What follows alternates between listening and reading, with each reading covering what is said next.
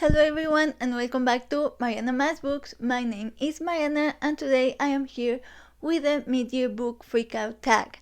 I am not feeling at my best today, but I really wanted to get this tag filmed because I want to make two versions of the tag. I know. So, you know that this is my favorite tag to film. And this was actually my first ever video. My whole reason for opening up a booktube channel was so I could film my mid-year freakout. So this is my favorite tag, and I realized that I have answers to the questions both for Historathon books and for non-Historathon books. So I'm going to make the regular edition of the tag, including everything except Historathon, in this video, and then I'm going to film a mid-year freakout Historathon edition in which I will answer all the questions with Historathon books. I am very excited about that one also, and I wanted to get it filmed, so that's why I am filming this today. Hopefully I'll upload it tomorrow. So without further ado, let's go on with the questions.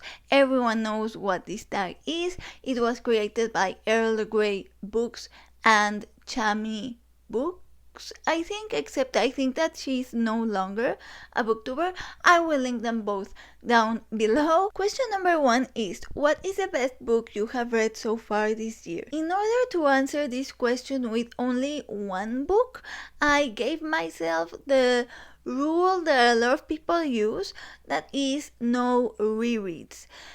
Because if I was counting rereads, I would have to talk about 100 Years of Solitude, which is most likely going to be the best book of the year. However, there is one other book that is just living in my mind, as they say, rent-free. It is so good, and I needed to talk about it. So in order to answer this question, I'm going to do no rereads, and therefore the best book that I've read so far this year is You Dream of Empires by Álvaro Enrique.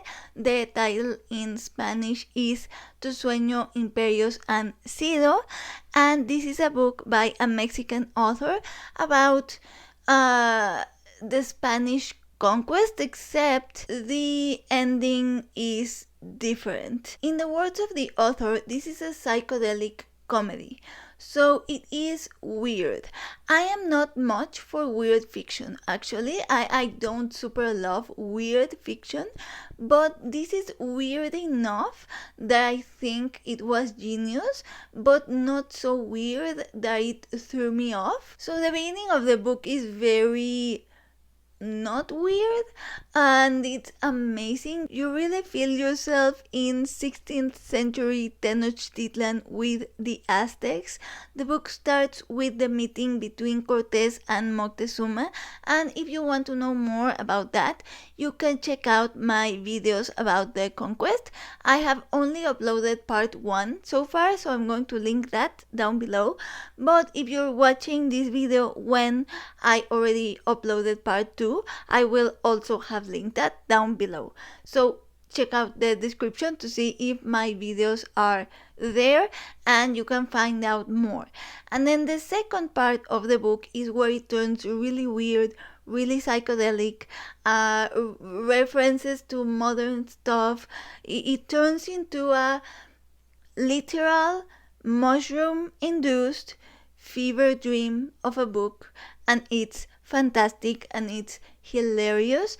And I just love the way that Enrique takes history, and for all the weirdness of the second half of the book, it is super the first half of the book, it's super historically accurate in a weird way, because we don't know a lot of what happened after Moctezuma and Cortés meet, but all of the setting, all of the people except for one Spanish captain, everyone else, and all of the setting and the traditions and the customs, everything is so historical. You can totally grasp that the author has read so much history about the conquest, and watching interviews with him, it's very clear that he has. There is an embarrassing moment where Cortés tries to hug Moctezuma and he almost gets killed for it, and that is actually historical. We do have chronicles of that. I just love the way that he portrays the Spanish as just these men who are totally ignorant of the customs and the language and everything around them, and they think they're so genius and that they are like on top of everything. But when you see the perspective of the Aztecs, you know that they have no idea about anything, and it's super hilarious. And to me that is very historical and much more true to the way that history is usually told. Because if you watch my conquest video, you know that the Spanish didn't know the language, the culture, the geography, or anything, and so it is very likely that they were very confused about so many things that were going on around them. I really like how Enrique uses that confusion, that lost in translation concept, to portray a very humorous account. He really knows how to write some very funny moments, taking advantage of this cultural disconnect on both ways. But personally, as a Mexican who has always read the Spanish men as these heroes, it was really refreshing to read them as the confused men that they were. So again, I just really like the way Enrique interprets history, and he uses the setting in a very historical way, but really creating this story that devolves into, as I said, a mushroom-induced fever dream by the end. That is just honestly fantastic. I am going to show you real quick the cover for the edition in Spanish because I like it much more than the edition in English. I think it captures the sense of humor more, and I think the serpent is important because it's like symbolically, the serpent choking the horse. Yeah, so You Dream of Empires by Álvaro Enrique. The next question is best sequel you've read so far in the year, and for this one there is no question about it. That would be Penric and the Shaman, which is book 2 in the Penric and Desdemona novellas by Louise McMaster Bujold. I'm not always a novella person, but I love the Penric novellas. Louise McMaster Bujold has become a real favorite author for me, and these novellas are set in the Five Gods world, which is the same world of The Curse of Chalion, which is a book I love and I've talked about a lot in this channel. So it is set in the same world with the same theology, but different characters, different scenarios. So it follows Penric, who is a learned of the Order of the Bastard. I'm not going to explain it. Pen is the kindest, most adorablest, purest, wholesomest character you have ever read in your entire life. Maybe the character from the Goblin Emperor is the only other who could compete with Penric for the most purest, wholesomest, kindest, adorablest character in fiction. I adore fantasy with kind characters. I personally think that is the true revolution in fantasy. I think that we are over dark and gritty, and that is just so overdone. And I think that the true authors who are really writing something new are the ones who write kind fantasy, and Penric is the kindest of them all. So far I have read 3 of the Penric novellas, and the second one I think is my favorite. The next question is a new release that you haven't read yet but want to. If you watch my channel, you probably know that I mostly read backlist books, but there are a couple that I'm going to talk about. One is Hearts of Fire and Snow, I think, by David Bowles and Guadalupe. I'm putting the name in the screen because I have forgotten the name. It's two authors. I actually started this yesterday and I am already intrigued. I picked this book up, it was recently published because it is based on the tragic love story of the legend of the volcanoes Popo and Ista. So the Popo and the Ista are two volcanoes that are in Mexico. These volcanoes are part of a legend. They are supposed to be two tragic star-crossed lovers. The long volcano is known as a sleeping woman, and then the active volcano that is next to it is a warrior, and there is a tragic love story behind the volcanoes. I have always thought that there should be books and movies and shows and songs and musicals and more based on the tragic love story of Popo and Ista. I'm calling them Popo and Ista because those are the volcanoes. Those were not the name of the woman and the warrior, but just go with me. Recently on Twitter, I found out that there was a book coming out based on the legend of the volcanoes. So I, of course, had to pre-order it right away. It's a YA book with a colorful cover, and those are not necessarily my vibe. I don't usually go for those types of books.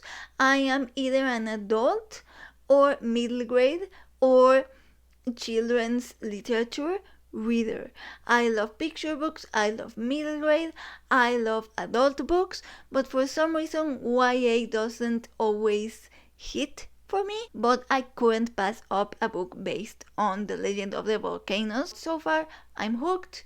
I'm excited for the book. It reminds me of a plotline in the Rainwild Chronicles that I love, and I'm excited for it. And then the other one is Evocations by S.T. Gibson, which is about, I want to say, a lawyer in Boston who by night speaks with demons, something like that. So it's kind of like urban fantasy double life type of deal that I love. And the cover is referencing a tarot card, and you know I love tarot, and it's supposed to be really good. It's by the author of A Dowry of Blood, which is another book that I really want to read but haven't, because I feel like I have to read Dracula first and I haven't.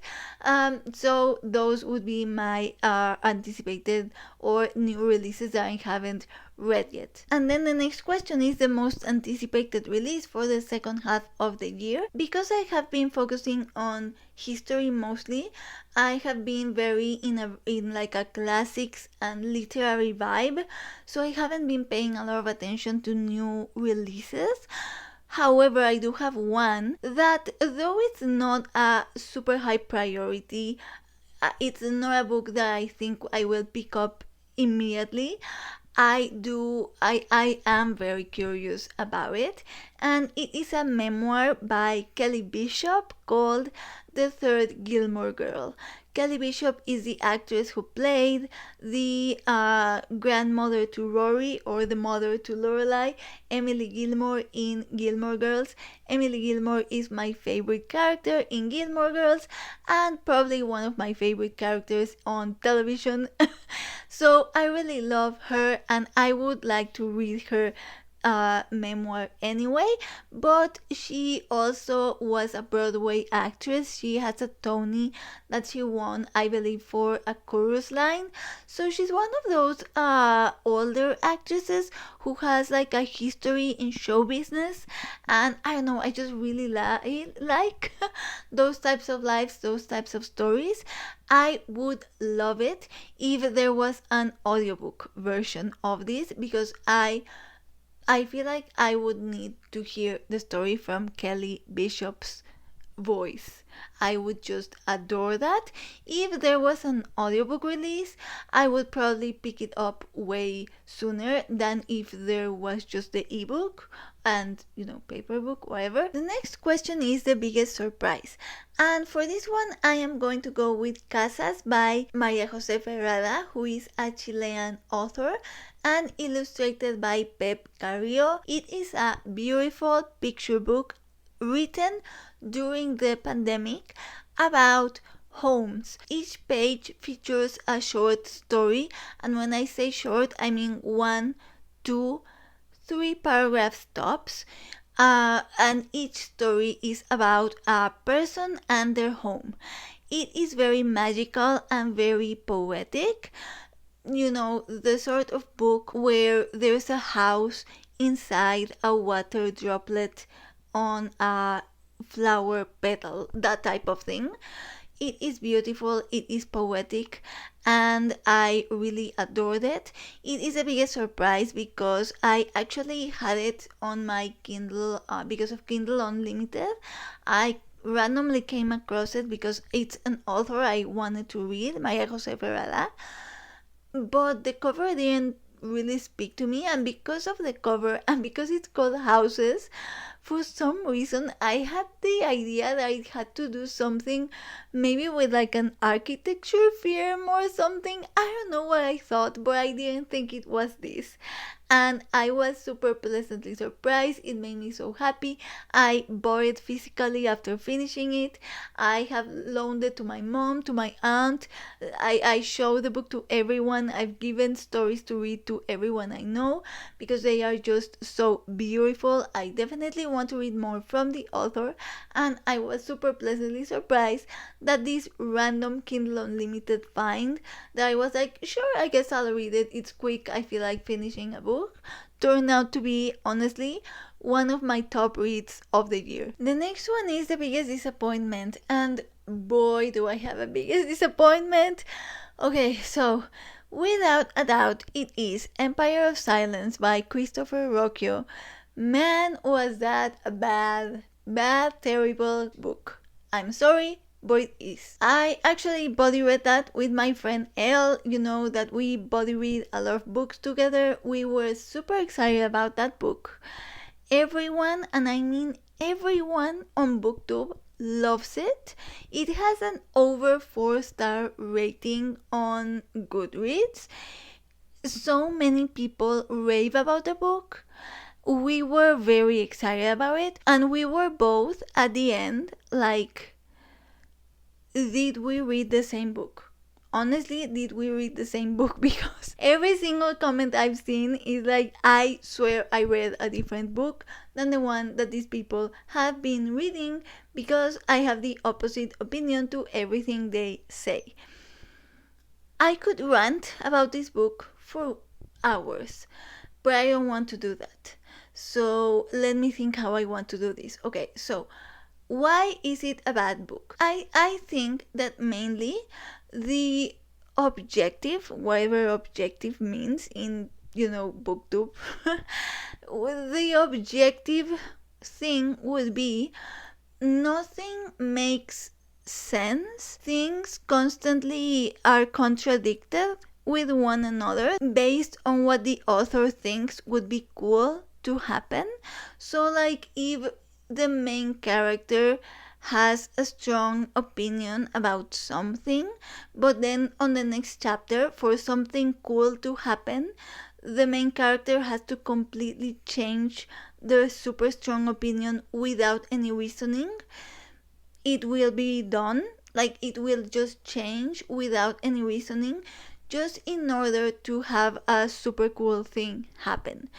And that is constantly done throughout the book. You are set up to something, and then that doesn't mean anything. You are told something about the world, and then that doesn't mean anything. There are rules in this world that are then just casually broken without any explanation, just to make something cool happen. And then it is also very, I think the word is derivative. It's a debut, so I think it's normal for authors to take inspiration from other stories, and I think every author does it. It's just that Christopher Rocchio does it in a very blatant way. It's a space sci-fi, sci-fantasy book set way in the future, in a world where humanity has colonized space, and apparently men are still obsessed with the Roman Empire, and dude bros are still quoting Marcus Aurelius. The main character is a privileged, wealthy, white guy who doesn't like being wealthy because privilege oppresses him, and so he has to escape his privilege to be free with the rest of the poor people that are not oppressed because they are not oppressed by privilege. So that's the setting of the book. After this description of the setting, you can probably tell that just ideologically it does not, I really do not like the I'm poor but I'm free trope.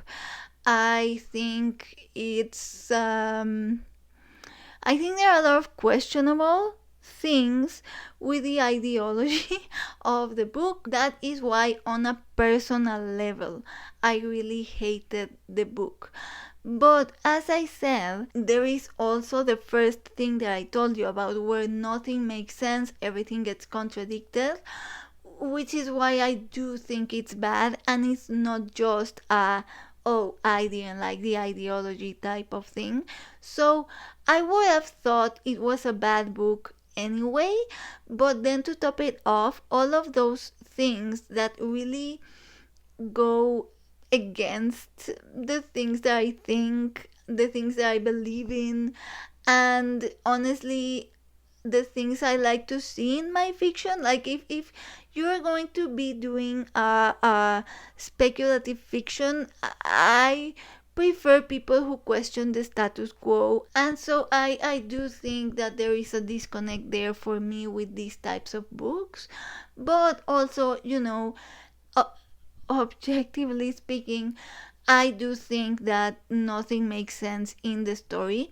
Oh, one final thing that bothered me. I know I made fun about the dude bros quoting Marcus Aurelius, but it's just like, I feel like Christopher Rocchio is trying so hard to prove that he knows stuff, and that he is trying so hard to sound smart that it ends up being annoying. There are just constant references being thrown around for no reason. They're just random references about everything and anything. Like, there are references to classic philosophers, to Shakespeare, there are Latin quotes, there are medieval references. Like, it's just one reference after the other on every paragraph, and I was annoyed by the end. I was like, we get it, you're smart. So this book wasn't for me. Biggest disappointment, because I was very excited and because it is super hyped. Then it's your newest favorite author. And before I answer my newest favorite author for this year,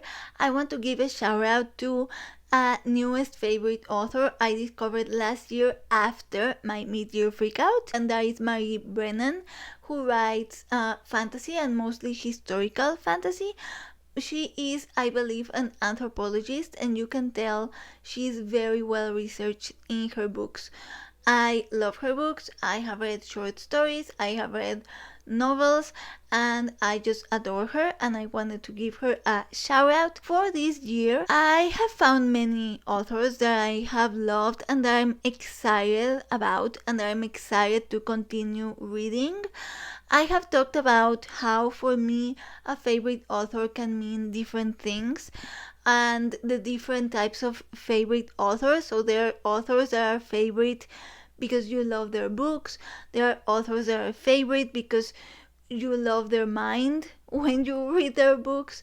There are authors that are favorite because you follow them on social media, you've watched interviews, and as a person, as an author, you really like them. And I feel like there are those different types have showed up for me in different books along the year. So like I would like to read more from Maria Jose Ferrada, that would be one. I would like to read more from Álvaro Enrique. Maria Jose Ferrada is an author who I've started looking for on social media, trying to follow her. And Alvaro Enrique is an author who I started watching interviews, videos of the books he likes. I follow him on Twitter. So like those are two authors who, other than the one book that I've read, I do want to read more from them, and I have also started following them.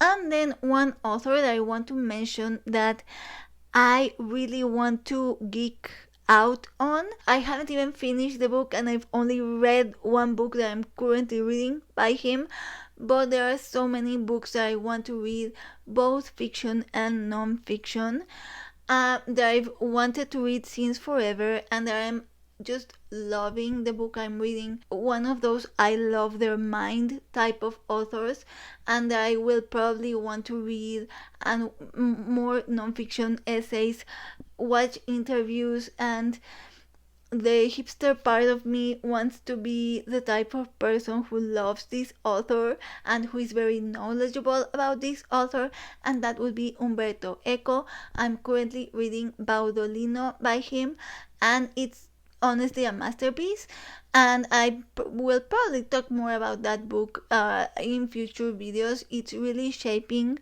the way I read history. It's hilarious and genius at the same time. It's one of those where you read it and you just know the author is smart. So yeah, I'm rooting for future me to be a nerd about Umberto Eco. The next question is my favorite question, newest fictional crush, and I could make a video just out of fictional crushes. I feel like I've read a lot of books this year where I think, oh, this is going to be my newest fictional crush. Oh, this is going to be my newest fictional crush. But the one I'm going to talk about is a character that it's one of those crushes where I have a crush on him because I'm obsessed with him and I think about him all the time, and I love him, and I just want to hug him. But it's not like a fictional boyfriend, it's just a fictional crush because I love him. There is a distinction, and that would be Captain Jasmine Barrera from You Dream of Empires, who is actually the one made up character in that book. As I said, all of the characters in that book are historical. He is the one Spanish captain who appreciates Aztec culture, and he is just fascinated, and he loves the art. He's just constantly watching at like the rest of the captains in the group embarrassed. He's constantly like, oh my god, I can't believe companions are doing this. Like, I'm so embarrassed. This is so beautiful. And everyone is just like, I don't know, stomping on the ground without realizing how beautiful it is. And I'm not going to spoil, his character arc, because go read that book. But I just really, really, really, really love him. It's one of those things where I'm like, it's a shame that this is not the type of book that would get either a sequel or spin-offs, because I would totally read one-shots of Captain Jasmine Barrera. And this is not the type of book that gets sequels, spin-offs, or fan fiction, or fan art, or anything. So Captain Jasmine Barrera just has to live in my mind, and I just have to live with the idea that I would love some fan art or fan fiction or sequel or spin-off or short stories or anything about Captain Jasmine Barrera, but that is never going to happen. So he will live forever as a fictional crush of mine, and that will be it. Then it's a newest fictional character, and again there are so many characters that I love. At the moment I'm going to go with Baudolino from Umberto Eco's Baudolino. He is a complicated character to explain. Baudolino is basically following his life being recounted from memory. So like he's an old man and he's recounting his life since he was a young I guess teenager maybe, but you follow him through like the history of the Middle Ages, kind of. It's a complicated book to explain. I don't know how to explain it, but Baudolino has a really creative imagination, and he makes up a lot of stories. So a lot of the things he says about his life are exaggerated or made up, and the whole thing is a commentary about how we write history, and that is a whole thing. Baudolino unintentionally influences things in history, in the history of the Middle Ages of the book, and it's just so funny, and he is so funny. And yeah, I think Baudolino, I would say at the moment, off the top of my head, I would say he is my newest favorite character, but as I said, I have many, so at the moment that would be my answer. The next question is book that made you cry. There hasn't been a book where I have actually cried, but as I've told you before, I'm not a big crier when it comes to fiction, either books, shows, movies, whatever. I don't tend to cry a lot, but I do get choked up, or I do feel like if I were a crier, I would start crying, because I do feel like it catches me off guard, and I'm like, oh wow, I wanna cry, but I don't. That type of thing. That type of thing. And the book that has done that for me, that I can think of most recently, is Between Two Kingdoms by Suleika Jawad. There is a memoir about leukemia. So Suleika gets diagnosed with leukemia when she is 20 something. She's young. Throughout her story, she makes friends that also have cancer, and there is a story with one of the friends about the Make-A-Wish Foundation, and that chapter almost made me cry. It's a really good book. I really related to a lot of the things that happened, which also made it even more emotional for me. And then the book that made me happy, I wanted to think of a book that I haven't mentioned before, and I did have my answers where I was going to answer with a different book for every answer, and now I can't remember them, and I'm probably going to be mad at myself while editing. But there are many that I could say. I could say any of the Penric books. So this year I've read two, Penric and the Shaman and Penric's Fox. I could say Casas by Maria Jose Ferrada. I could say You Dream of Empires by Álvaro Enrique. Baudolino also, but I can't remember the one that I was going to answer, that it was going to be different than anything I've talked about. The next question is the most beautiful book you've bought or received so far this year, and I have actually bought a lot of very beautiful books. I'm excited to answer this question for the Historathon edition of this book tag, but for this edition I could answer with two, but I'm going to go with the illustrated edition of 100 Years of Solitude, or it's an edition in Spanish, Cien Años de Soledad, and it's an illustrated edition. It's absolutely beautiful. I will put, I don't know, some footage or pictures or something, and yeah, that would be my answer. And then finally, it's books that you need to end by the end of, no, you need to read by the end of the year. And I'm not going to say specific books, because I always do that and then I never do. I always tell you which books I want to read, and then I don't read any of the books I told you anyway. So what I'm going to do is that I'm going to say whatever book that Elle and I decide to body read, that will be. At the moment, we are going to start a memory called Empire by Akadi Martin. And I don't know what future books we will bother with, but I mean, those would be ones. And then also books for Historathon. I am just super into Historathon at the moment, and that I think that is my priority for the year. Oh wait, there's one more list that I'm slowly getting through, which is the Guadalupe Reina's list that I talked about during my 2024 plans. I'm moving along with that list. So those would be the three, I guess, the three main things that I am reading. Other than that, I am just reading whatever I feel like reading. And that would be it for the tag. Thank you so much for watching. Please go do your mid-year freakouts. There haven't been that many this year. There have been some, but I feel like there have been way less than usual, and I'm sad about that. So please go film your mid-year freakout tags. Thank you so much for watching. Tell me whatever in the comments. And I will see you soon with my Historathon edition for this tag, and my recommendations video for the Conquest books, and my second part of the Conquest video, and then who knows what else I will be filming. I will see you when I see you, and in the meantime, I wish you happy reading.